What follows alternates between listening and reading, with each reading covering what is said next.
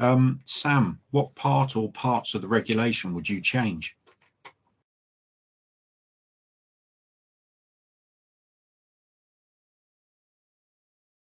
That's pretty difficult. I think I mean, the biggest thing that we suffer from is being able to get cooling. And I actually don't think it's part O that needs to change necessarily. I think it's entirely the overarching strategy towards the occupants. The example I give is we design a lot of office, a lot of commercial, and therefore it's not governed by this issue. So we and it's also not governed by strenuous acoustic issues such as overnight noise reduction.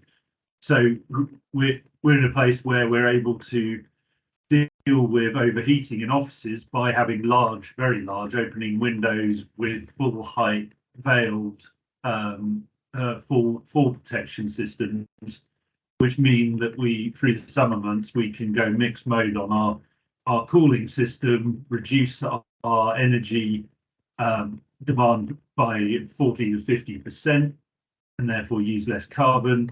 We give control to the occupants. They can have natural air, but they're allowed to, but they put up with a bit of background noise in the office environment. And what we find is we get a lot, the occupants are happy in those buildings. The difficulty is obviously the issues at night in residential and how to deal with that if you can't have opening windows and dealing with the heat. So if I were to ask, and I don't know how we do it, it's a more broad spectrum thing whereby it is partly the education, but it's getting to a point where you allow the occupants to have behavioural choice and accept compromise in certain areas, whether that is a slightly noisier environment, slightly warmer environment, and hopefully all of these things will change as design evolves and the industry evolves, and primarily the external environment, whether it's temperature or noise or air pollution, improves, because there is a disconnect between the ambition of the regulation and the actual practical environment into which we have to produce these buildings.